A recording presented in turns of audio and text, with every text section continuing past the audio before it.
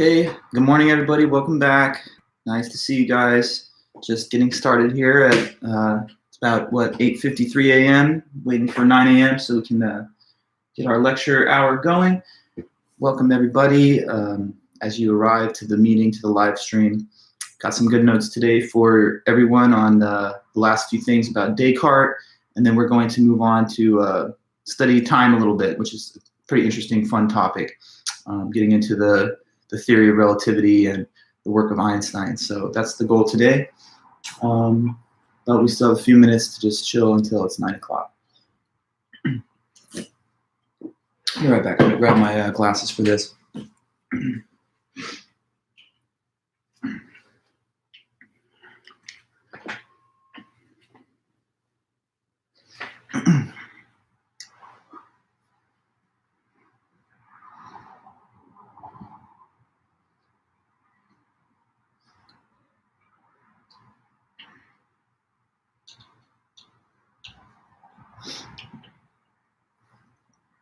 Okay.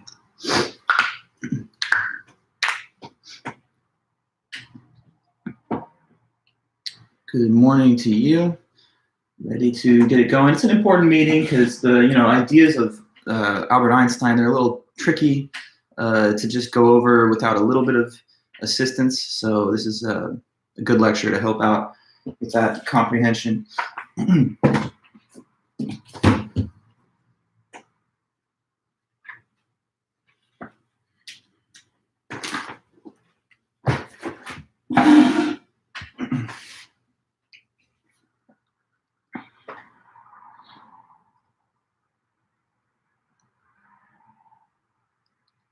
Okay. Welcome back. Katie? I think she's good. Hello. Hey there, Eric.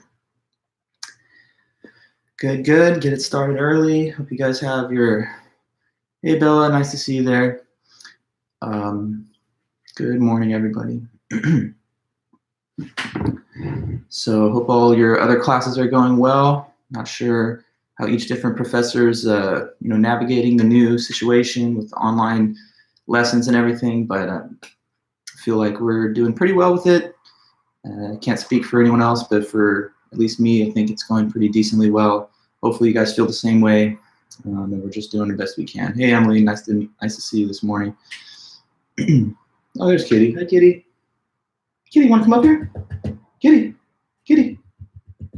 Come on, Kitty. Come on. No, she's being shy. Oh well, I'm trying to get her to make a quick cameo. Kitty, come on. No? No, come on. Kitty. No, whatever. She's had her food, so I guess she doesn't need me right now. No, just kidding. She's a good girl.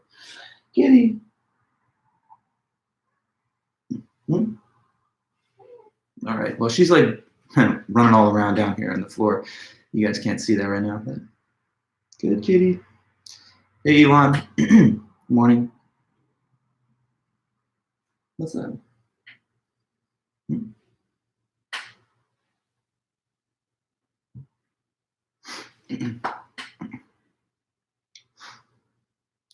Okay. Still 3 or so minutes, so just being patient until we get to 9. Let everyone arrive to the live stream. A lot of rain yesterday here in Long Beach, so guess it was a good day for the quarantine, just staying in, avoiding the bad weather.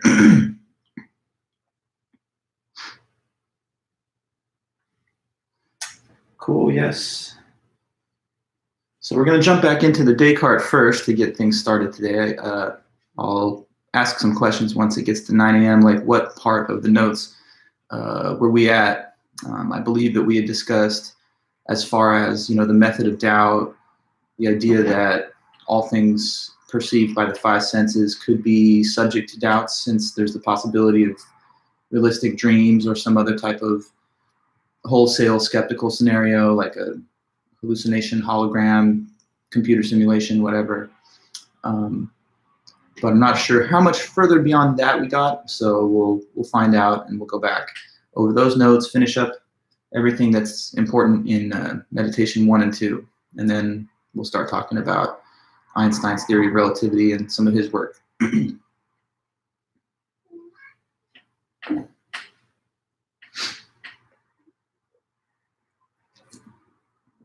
Hey, Ella, good to see you there. Hi. All right. See our numbers coming up, so hopefully we just keep boosting those up. I know there's a lot of, hey Marissa, we have a good number of, international students and people from all around the country. I know a lot of you guys are probably not nearby to Orange anymore, so we have people in different time zones. I guess everyone will just do their best to attend the live meetings, and as you guys know, they're always there for your later viewing because they're archived. Cool.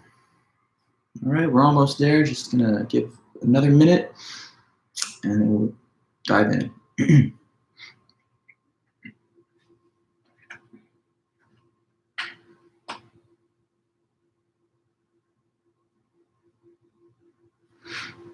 Okay.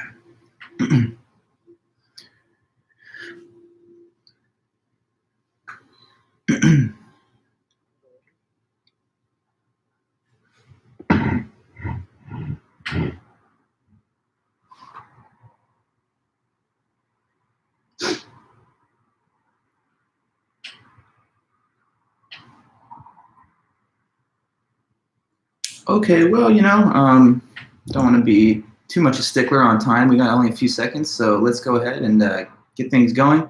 Good morning, everybody. Welcome back to Intro to Philosophy. This is our Wednesday, April the 8th meeting. This is a 9 a.m. to 9:50 group, and we're just going to continue through our syllabus. We have to complete the topic of epistemology today, so we're almost done, but we have a little bit left over from René Descartes and the Meditations. So that's the first order of business. Go back over that, and then from there, we can go on into another topic. All right, hi there, Hugh. So let's say what we were doing last meeting. All right, so we got into the work of this man, René Descartes.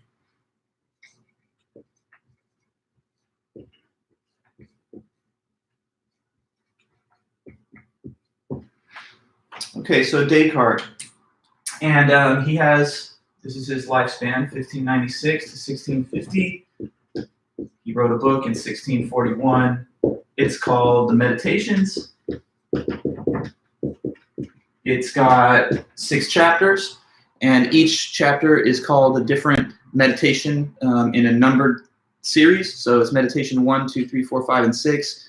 And the material assigned for our lectures was meditation 1 and 2, the first 2. So I was going over that with you guys last time, and we, I don't think, finished it all. So let me quickly ask a question about which point we left off at. Maybe anybody who was following me last time can quickly give me that piece of info. So we talked about he wrote the book to try and discover what is certain, because he thought we should place a solid foundation underneath the body of scientific knowledge. So he thinks, let us use this method of doubt to determine what is certain. The method of doubt says to assume that things are false if they have any possibility of being false.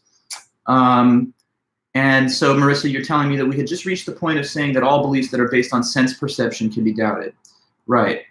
Well, who knows what's the reason that those things could possibly be doubted? How could it be false, for example, that you're watching this lecture on YouTube right now? Yes, Eric, Marissa had the right, identification of where we were at, but I wonder about this question. What was the reason that this philosopher said that the sense perceptions can all be doubted? Yes, good, Briley. So it's because of the possibility of having dreams that are so realistic that you think that they're really happening. Suppose that what's going on right now is a dream. If that was the case, then perhaps whatever you think is true about your waking life could be just an illusion. Are you really a student at Chapman, living on the planet Earth, getting a philosophy lecture? Or are you just dreaming the whole thing and you're not actually aware of the factual circumstances that you're in when you awake from the dream, or if you could awake from the so-called dream or illusion state, matrix, inception, or whatever the case may be. So yes, the possibility of realistic dreams makes it such that we cannot repose absolute certainty in the beliefs that we form from sense perception. And therefore, he says, according to the method of doubt, let us assume that it's all false. It's all fake. None of it's true. You're not actually having the body that you think you have, the environment that you think you live in. It's all just a big dream. But we're just assuming that for the sake of argument until we find something that is not susceptible to doubt at all. Not sure if I wrote down this little formal argument that is kind of, the expression of this idea, but I'm going to put it on the board one time so that it's not at all unclear. You could express the thought process of Descartes here as a little formal argument with two premises.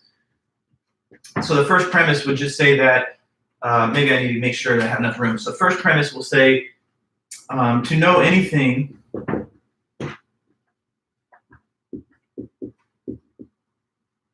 from the five senses, or from the senses, from sense perception,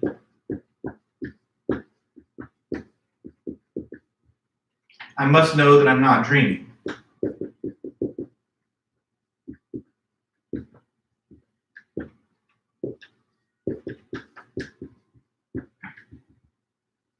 Okay, but second premise, but there is no way to know that I'm not dreaming.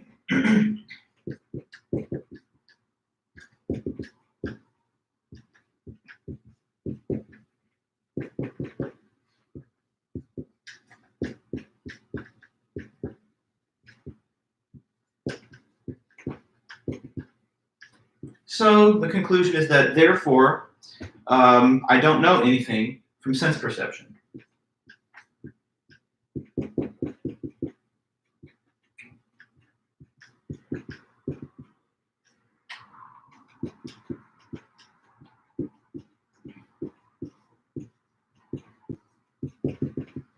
So this could be looked at as the kind of skeptical argument that Descartes is posing. That if you really do know anything from what you think you're perceiving with your five senses, sight, taste, touch, hearing, and smell, if those are accurate perceptions, if that's something that is giving you knowledge about reality, then you would have to know that it's not just formed within a dream. You'd have to know you're not dreaming for your sense perceptions to be considered knowledge. And the second premise just adds, but there's no way to know that you're not dreaming. Because if you really were dreaming, there'd be no method by which you could distinguish the dream state from reality, especially if you've never had a taste of the actual reality, which is a possibility that's being put forward. So since you can't have any sure way of distinguishing dreams from reality, and you need to know that you're not dreaming to have knowledge from sense perception, the conclusion is that, therefore, you don't know anything from sense perception.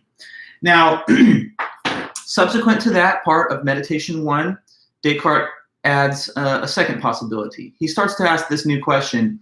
Well, okay, so maybe the sense perception wasn't that absolutely certain thing that the method of doubt is looking for. So we haven't found it quite yet. That's the goal, remember, to find something that's certain, that is immune to this method of doubt and that cannot be doubted like sense perception can. So if it's not sense perception that is absolutely certain, then what could be? Okay, well, here's another possible suggestion that he mentions next.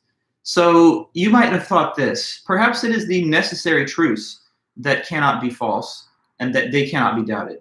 So we're not talking about contingent truths, the things that are perceived with your five senses, but instead things like mathematics, geometry, logic, trigonometry.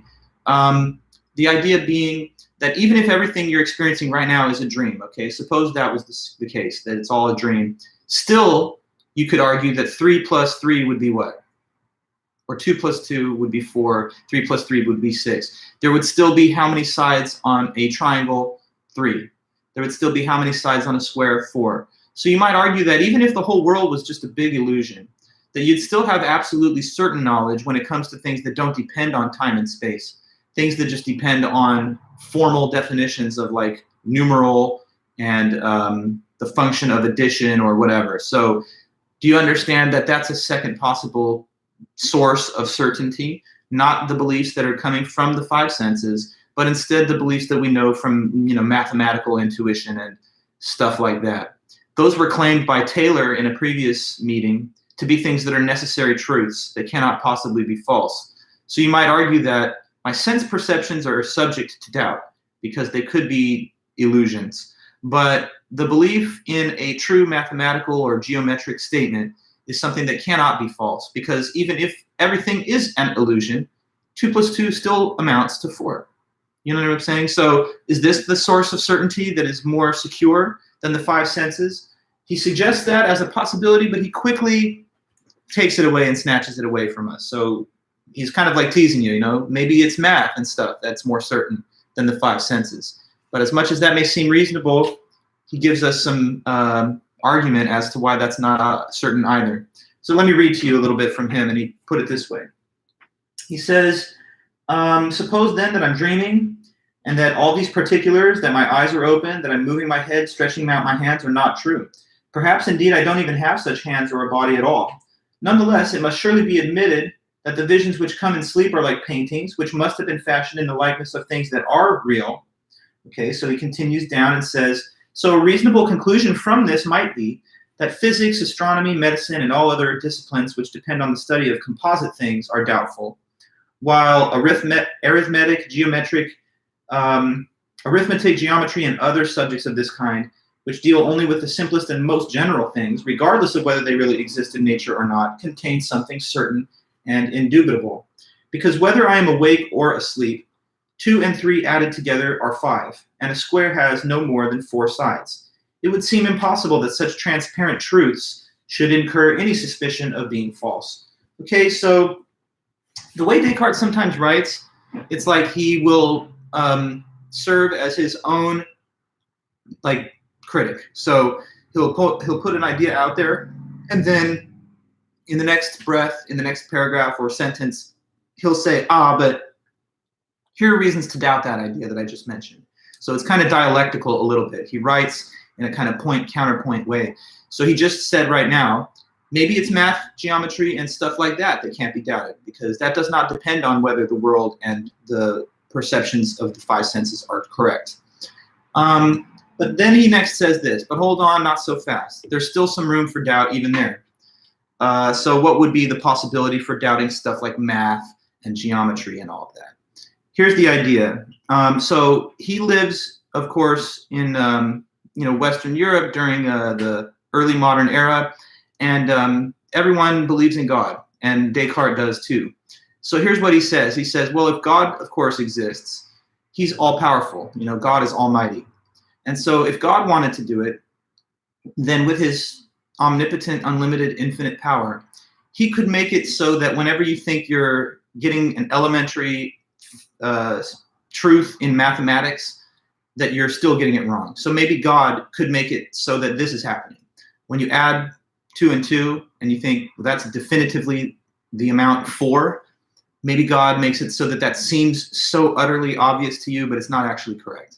So God is the possibility for error when it comes to math and logic. Understand? Because he's got infinite power, and he can make the things that seem obviously true not really true. But, okay, follow me.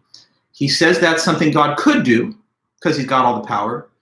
But he quickly says, but never mind though, because even though God could do that, deceive you about the truth of mathematics and stuff, he would not want to do it. He could do it, but he wouldn't do it. Why do you think he says the second part? That God, although he's able to deceive you about mathematical truths and stuff, that he still wouldn't do it though, even though he could. Why wouldn't he? According maybe to Descartes' judgment here, which he thinks is shared with others, that it's reasonable. Why would you think that maybe God, although he could, manipulate your beliefs about math, logic, geometry, he wouldn't want to do it? Okay, good, Eric, and that's the reason. It's the omnibenevolence element. And same to you, Hugh. Though he could, if he really chose, he would not do it because it would be inconsistent with his omnibenevolence and perfect goodness. It's not good to deceive. And it would seem perverse, right, for God to have created us in his image, the children of God, just so that he could establish a massive, widespread illusion about the truth of things that seem so evidently clear. So God could do it, but that would not be nice. That would be manipulative, and therefore it would be inconsistent with his perfect goodness, so he won't do it.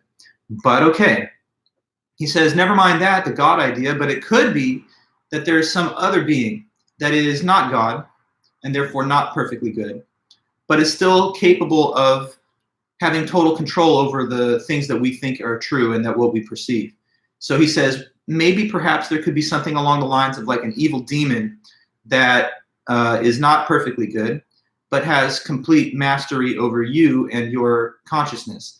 So that the evil demon could be the source of your error when you think you're getting mathematically correct statements out there. You understand? So he basically says, God wouldn't do that, he's too good, but there could be something else. Let's outsource it to that possibility, that there could be some evil demon above you but below God that could nonetheless cause you to get those things incorrect. Now, you hear this idea of the evil demon, right? And it's fair enough if you think that's a little bit wild or that's a little far out there, but if he had written this whole concept maybe a little more close to the modern day, in a contemporary science fiction scenario, you got things like a mad scientist who's got a brain in a vat, and it's giving electrochemical stimulation to the brain, and the brain is just experiencing a whole consciousness and an entire external environment, but it's really just generated by the programmer. So could it be the mad scientist or whatever, or the programmer of the simulation that serves the role of this evil demon? I mean, he's writing in 1641, so there was no such talk of computers or brains in vats.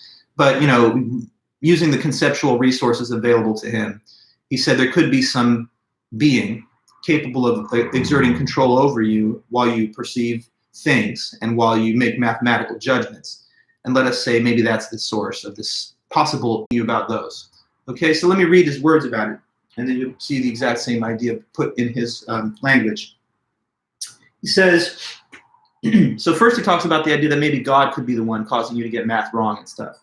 He says, yet firmly rooted in my mind is the long-standing belief that there is an omnipotent God who made me the kind of creature that I am. How do I know that he has not brought it about, that there is no earth, sky, extended thing, shape, size, place, while at the same time ensuring that all these things appear to me to exist just as they do now? Moreover, since I sometimes consider that others go astray in cases where they think they have the most perfect knowledge, may I not similarly go wrong every time I add 2 and 3, or count the sides of a square, or in some even simpler matter, if that is imaginable? Okay? Says, so God maybe could do that. But then he says, but perhaps God would not have wanted me to be deceived in this way, since he is said to be supremely good. So then he goes on and he says, I will suppose, therefore, that not God, who is supremely good and the source of truth, but rather some malicious demon of the utmost power and cunning, has employed all his energies in order to deceive me. I shall think that the sky, air, earth, color, shape, sound, and all external things are merely the delusions of dreams which he has devised to ensnare my judgment. I shall consider myself as not having hands or eyes or flesh or all these things. I shall stubbornly and firmly persist in this meditation, and even if it is not in my power to know any truth, I shall at least do what is in my power, that is, resolutely guard against agreeing to anything false, so that the deceiver, however powerful he may be, will not be able to impose on me in the slightest degree. So he says, I'm going to guard myself against any possibility of error by not believing the things that seem so evidently true to me from the 5 senses or even from math. I'll assume them to be things that are actually false, as according to the method of doubt, anything that can be doubted should be assumed to be false. And therefore, we continue in our journey towards something that is actually certain, and we haven't yet found it. Okay, so that's where the first meditation, the first chapter of the book, closes. He leads us to this point where, having introduced the method of doubt and raised the possibility of this evil demon, we're no longer assured that there is any external world, that the 5 senses report anything correct, or even that we know anything from the formal domains of, logic, math, and etc. So have we got anything to hold on to? Is there anything that can survive this method of doubt if it seems to have eliminated the certainty that we had about those other things? At the end of Meditation 1, Descartes sort of, in the way a good writer would do, kind of makes it seem to be a cliffhanger. He says, who knows, maybe we've lost all knowledge and we can never have any certainty. Maybe the method of doubt is going to show us that we don't really know anything and that everything is just subject to skepticism. But then he goes to the second chapter, the second meditation. And what you see there is that he starts to slowly but surely build back up to our full conception of human knowledge, starting from basically now ground zero, where it seems like we've got nothing that we can repose confidence in. So he begins with meditation 2. So now in the second, let me read the end of the first meditation. He says here at the close, well, I'd rather put it this way. Here's the opening of the second meditation. He says, so serious are the doubts into which I have been thrown as a result of yesterday's meditation that I can neither put them out of my mind nor see any way of resolving them. It feels as if I have been fallen unexpectedly into a deep whirlpool, which tumbles me around so that I can neither stand on the bottom nor swim up to the top. Nevertheless, I will make an effort and once more attempt the same path which I started on yesterday. Anything which admits of the slightest doubt, I will set aside, just as if I had found it to be completely false, and I will proceed in this way until I recognize something certain. Okay, so meditation 2, we resume the search for this certainty, and he ponders this question: is there anything that is immune to doubt?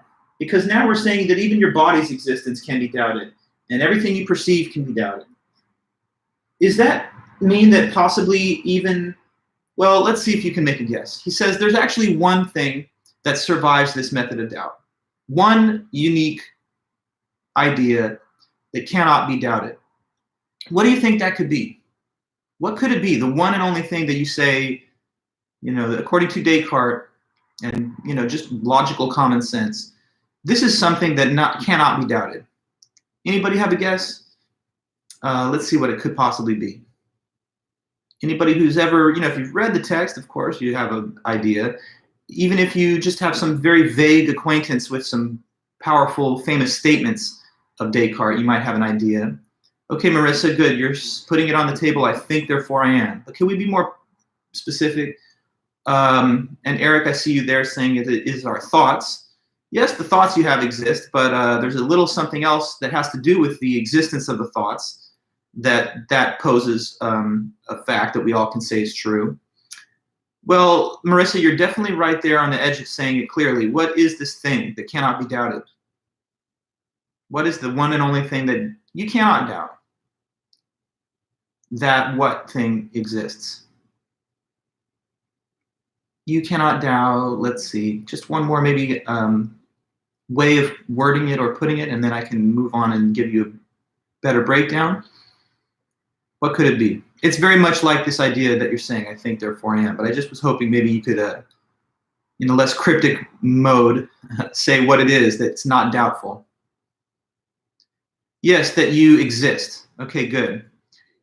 Well, you cannot doubt that you exist. Yes, since you have thoughts, you're existing.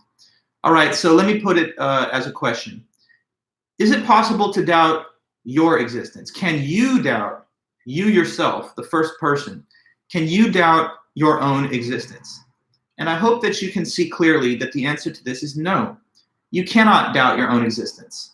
Why is it that you can't be justifies the point that you're having some conscious activity? If you're thinking about anything, whether you exist, whether anything exists, then that does demonstrate the existence of the thinker having those thoughts. So no one can doubt their own existence, since it's kind of self-contradictory. If you're doubting that you exist, then clearly you do have the ability to doubt, and only something that exists can doubt, entertain thoughts, or make judgments at all.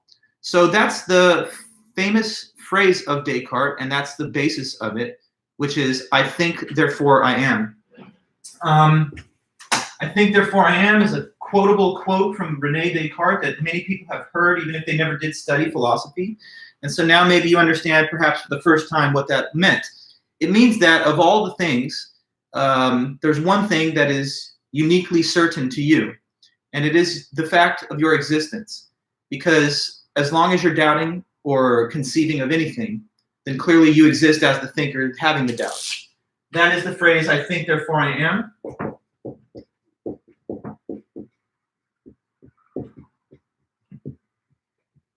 So I think, therefore I can conclude that I exist. If you read this in the original Latin that Descartes wrote this in, it was this phrase, cogito ergo sum. Cogito from Latin for consciousness. It's the kind of root of cognition or cognitive activity. So if you have cognitive activity, thoughts, ergo just means therefore. So that states a conclusion. Consciousness, therefore, existence or reality. That's what sum would mean. So just on the basis that you're thinking at all, that means you exist. So could you be dreaming? Could the whole world be just a big dream? Maybe. But nonetheless, there's still a dreamer having the dream, and that would be you. So no matter what, even if everything is a wholesale deception or illusion, one thing can be held on to as an absolute certainty, and that is the knowledge that you have of your own existence, that you exist. So he says that. He says, if I'm able to contemplate the idea whether I exist, then of course I do. So no matter what else I'm being deceived about, deceive me all you like, but you cannot make me doubt my own existence as long as I'm thinking about anything. So there at last is something that bypassed the method of doubt, something that survives and remains certain and that cannot be doubted at all. And that is that you exist because of your thinking. So he says it here. He says, let me see. In that case, am I not at least something? But I have just said that I have no senses and no body. What follows from this? Am I not so bound up with the body and the senses that I cannot exist without them? But I have convinced myself that there is absolutely nothing in the world, no sky, earth, mind, or body. Does it now follow that I too do not exist? No. If I convinced myself of something, then I certainly existed. If there's a deceiver of supreme power and cunning who is deliberately and constantly deceiving, in that case, I still exist. If he is deceiving me, and let him deceive me as much as he can, he will never bring it about that I am nothing so long as I think that I am something. So after considering everything very carefully, I must finally conclude that this proposition, I am, I exist, is necessarily true whenever it is put forward by me or conceived of in the mind. All right. So there we have it. There's something that cannot be doubted, and that's the knowledge that one has of their own existence. Now, next question is this then. What is this I that is known to exist? Is it known to be a physical body or what? What do you think he would say is the nature of this self or I, as we could call it, you know? What is this I that is known to exist, at least while we leave the method of doubt in place? Can you say that the I that you are is a body with the familiar physical features that you see when you look in the mirror? Is that what is known to exist by means of the method of doubt here? Yes or no? Is it the physical frame and appearance that you have which is known to exist or not? Question. What's the nature of the I that is known to exist? I'm not talking about the eyeball, but like I in the meaning of like the self, just a single letter I, not E-Y-E. What is the nature of the self that is known to exist as we apply the method of doubt? Who could make a quick guess on that? Or not a guess really, but a judgment. What would be the nature of the being that you are that you know to exist? Is it physical? Is it bodily? Or what? Do you know that you have a body? Yes, you know that you at least possess a mind. But why don't you know that you have a body? Because the body that you think you have, that you would see, for example, if you looked for now in a mirror, the body that you think you have could be part of the big illusion that you're experiencing. So it could be that if the simulation were to end, or if you were to wake up from the big dream that we imagine you could be having, that you would discover that your body is far different or that you don't even have one. So at a minimum, you know this much. You are not necessarily a physical body, but a mind. And the term mind, as it is used by a philosopher, is a word that refers to a non-physical consciousness. So it's kind of more like a soul or a spirit. That's the thing which is known by you to exist, because the existence of the physical body is perceived through the five senses. And the five senses are all subject to skepticism. But the idea of your existence is known merely by the existence of your conscious activity. So what's known to exist is just this mind that thinks, that entertains beliefs, that doubts, that affirms. But the physical attributes that you think you have is still something that we are holding off on because they could be elements of the dream state. So what is the I that's known to exist? It's not known to be a body or an animal because those are gained through the five senses and they could be false. So what you are is essentially a thinking thing, a mind, an intelligence. So I am essentially known to be a mind with thought, not a physical body, because that's perceived by the five senses. So what you can say for sure, without entering into an area where there could be doubts, is that at a minimum, you know you're a thinking thing. That's something that's absolutely assured, because here you are thinking right now. And even if the physical circumstances that you find yourself in are just a wholesale illusion, nonetheless, you could guarantee that there's a mind thinking about all of that. So if nothing else, you know you're a mind that thinks. Now, at that point of the meditations, Descartes says some people would find it odd to say that physical objects perceived by the five senses are less certain than this kind of esoteric knowledge that you have a non-physical, immaterial consciousness like a soul. Some people would say, don't I have greater certain knowledge of the existence of, physical objects in my surrounding than I do of the existence of the self, which is not necessarily assumed to be physical? Descartes says, no, we have greater and deeper knowledge of ourselves as mental, intellectual beings than physical, embodied creatures. And he makes the point about that by saying that even when it comes to what we know about physical objects, we know them in greater detail when we think about them merely through the mind than when we perceive them with the five senses. As he sees it, the five senses don't really provide you with essential facts about an object, not even a physical object. They only show you non-essential or contingent qualities of the object, which can change. So there's one last example from Meditation 2 that helps to reinforce this latest point, that the knowledge that you have even of physical objects is more directly derived from intellectual activity rather than the five senses. So let me give you the example he wants to use to make that point. It's an example of a piece of wax.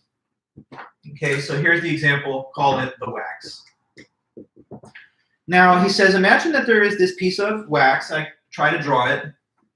I'm trying to make a three-dimensional cube. So it's pretty much that. It's something like this, is a cube of wax. Now, let's imagine that it has a whole range of qualities that can be perceived by the five senses. So first of all, if you smell the wax, it's got a floral scent, so it smells like flowers.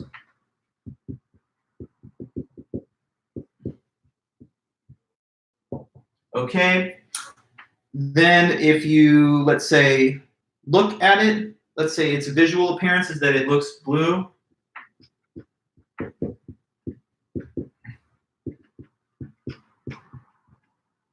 Okay, suppose that, so this is back in the older days when a lot of times people use beeswax. So it's actually that if you took a small piece of it and ate it, you could taste the honey taste.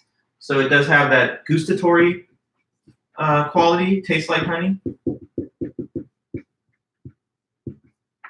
So what we have here is smell, sight, taste, with touch. Okay, so it's in a solid state. Therefore, it's hard to the touch and it's cold if you were to touch it. So hard and cold, that's the tactile feel. And then last, because it's in a solid state, if you were to like rap on it with your knuckle, like, then it would create a knocking sound, and so you could hear it when struck. It makes a sound when struck. That's the auditory quality.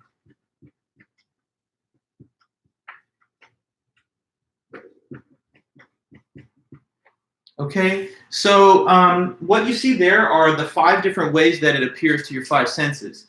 The way it smells, the way it visually appears, the way it tastes, the way it feels, and the way it would, so to speak, sound.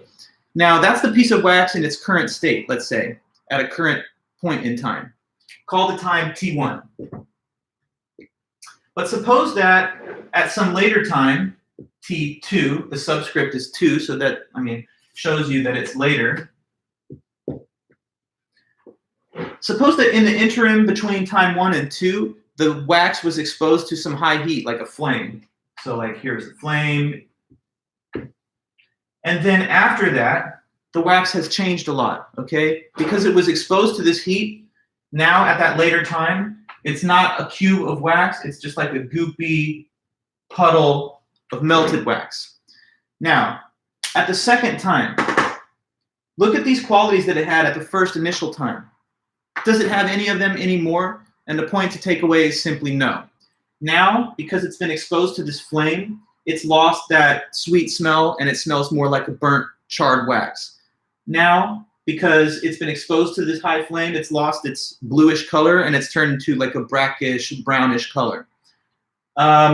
It used to taste kind of bitter to the taste, right? It used to be hard and cold, but now it's been liquefied through the heating, and so it's neither hard nor cold. And whereas it used to make a sound when you struck onto it, now it would make, I don't know, like not a rapping sound, but maybe a splash, if anything, or you'd rather not make a sound and it would just be the noise of the surface below it that it's seated upon. So understand this, all the qualities that the wax had, okay, have been lost over time. But although these attributes of it have changed, does the wax still exist?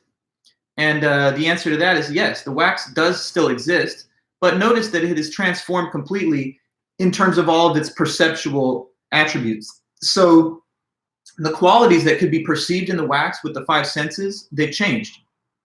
So ask yourself, were these attributes of the wax essential to the wax?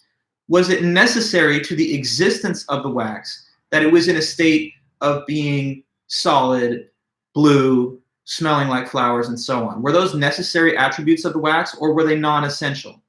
A necessary attribute is an attribute that a thing has to have. So, for example, with the concept of a square, is having 4 sides a necessary attribute of the square, or is it a non-essential attribute of the square? Having 4 sides. When it comes to squares, is this necessary or no?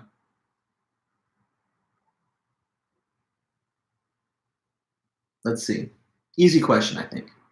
To be a square, do you have to have 4 sides? Yes, that's necessary. To be a square, does a thing have to be blue? No. I mean, you could have a blue square, but that's not a requirement. That's not mandatory. A thing can be blue, red, or anything else and still be a square shape. So the color blue is not necessary for squares, but 4 sides is not optional. It's mandated. It's a requirement of that thing to even exist. So when it comes to the cube of wax, were these qualities essential to it? No, because the wax can endure even if the qualities no longer are seen in the wax. So when we think about the physical object of the wax and what its essential qualities are, right, we have to think about the nature of the qualities that have not changed from time 1 to time 2, the things that have remained the same about it across the times and withstanding all those changes. So what he says are the essential attributes of the wax are these. Essential or necessary attributes of the wax.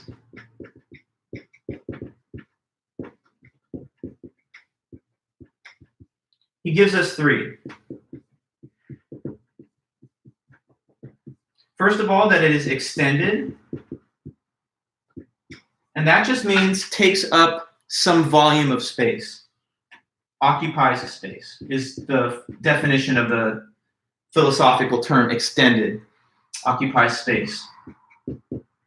It's got extension in space. Anything that is a physical object is extended in space. If something was not extended in space, then it would be like a geometrical point in mathematics, something having no breadth, no width, no dimensions or height or volume or depth.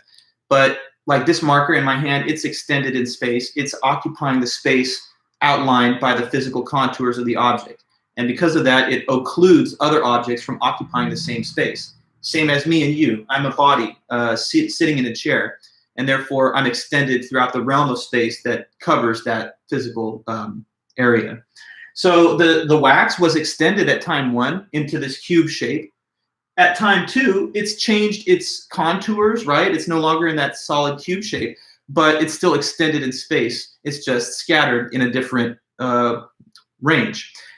The second quality is that the object is flexible at both times. So flexible just means that it can be reshaped into different configurations. So although it's now in a little goopy puddle like this, if you wanted to, let's say, put it in a mold and then cool it off, you could turn it back into like a pyramid shape or a circular shape or whatever. So it maintains the capacity to be reshaped and flexed into different contours. It had that ability at time 1. It still has it at time 2. So that's an essential underlying trait of the wax. And the third is just changeable,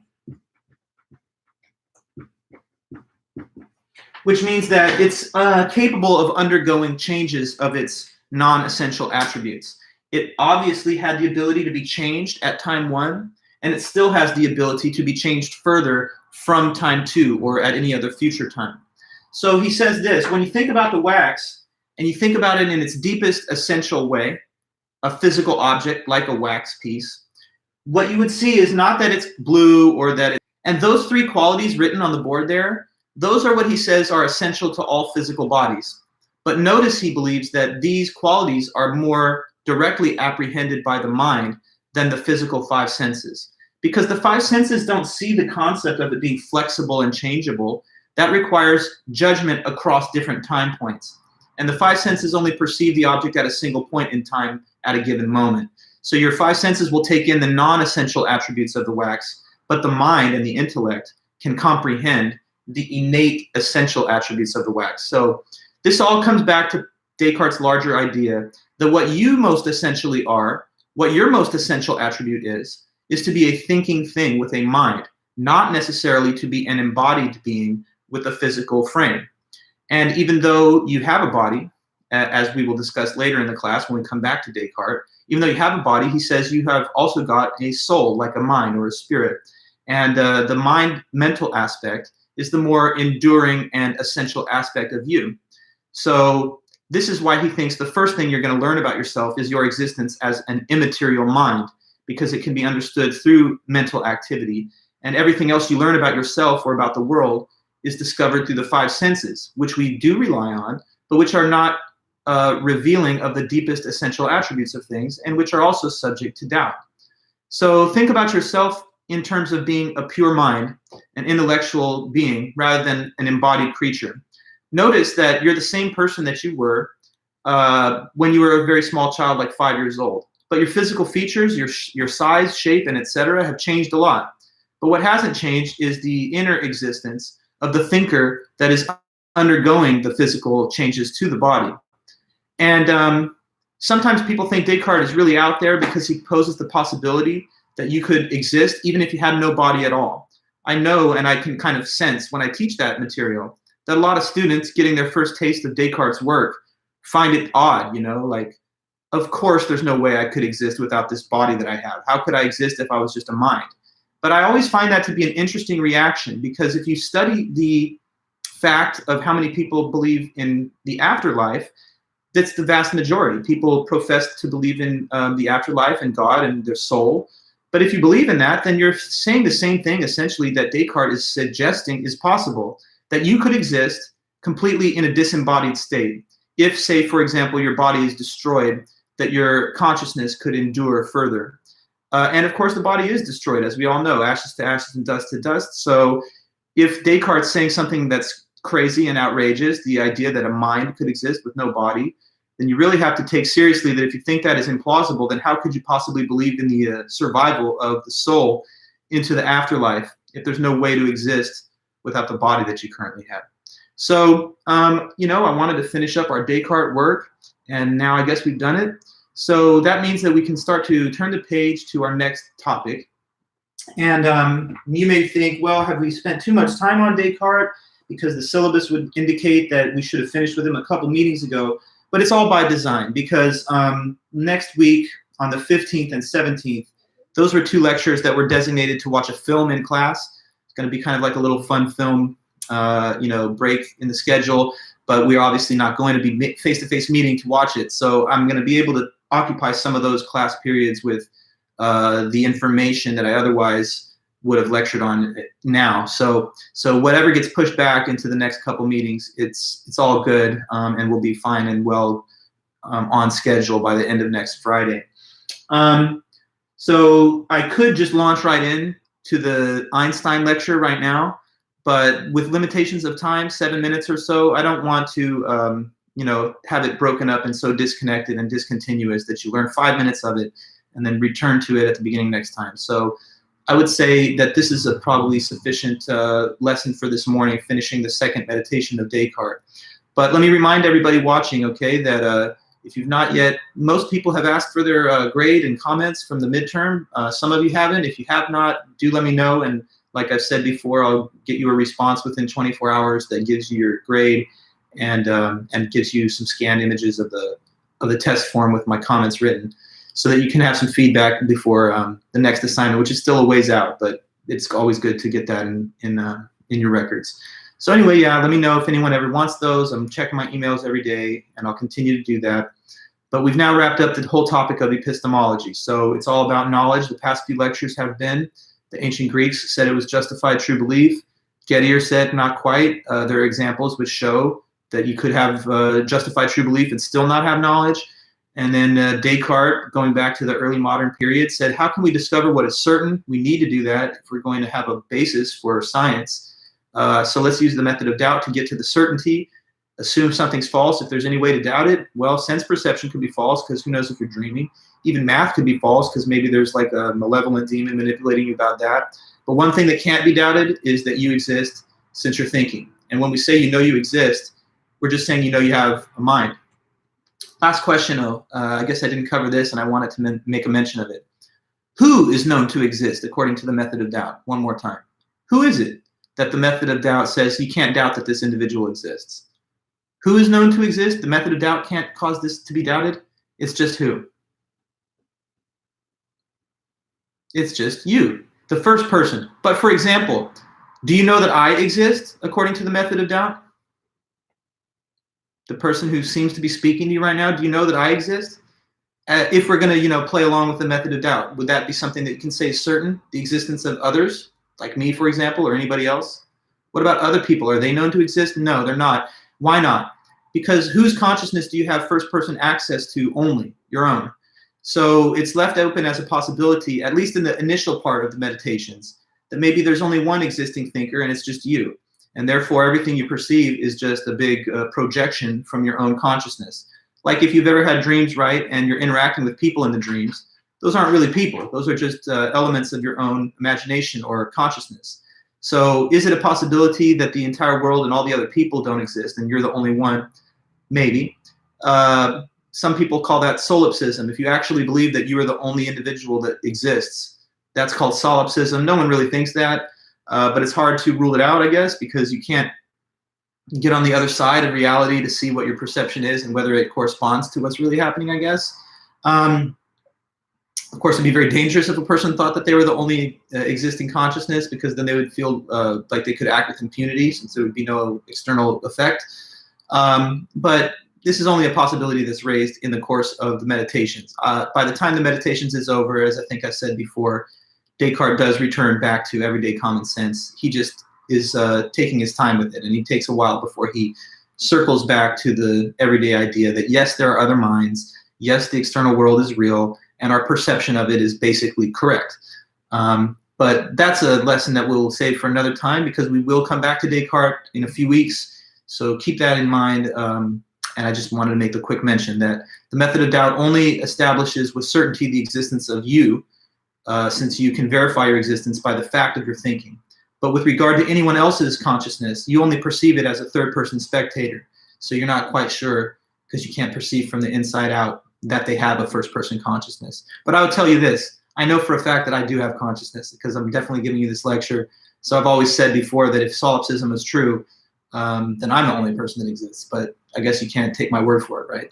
Anyways, thanks again, everybody, and have a great one. And I will see you back on Friday the 10th, next lecture. do start reading that Einstein.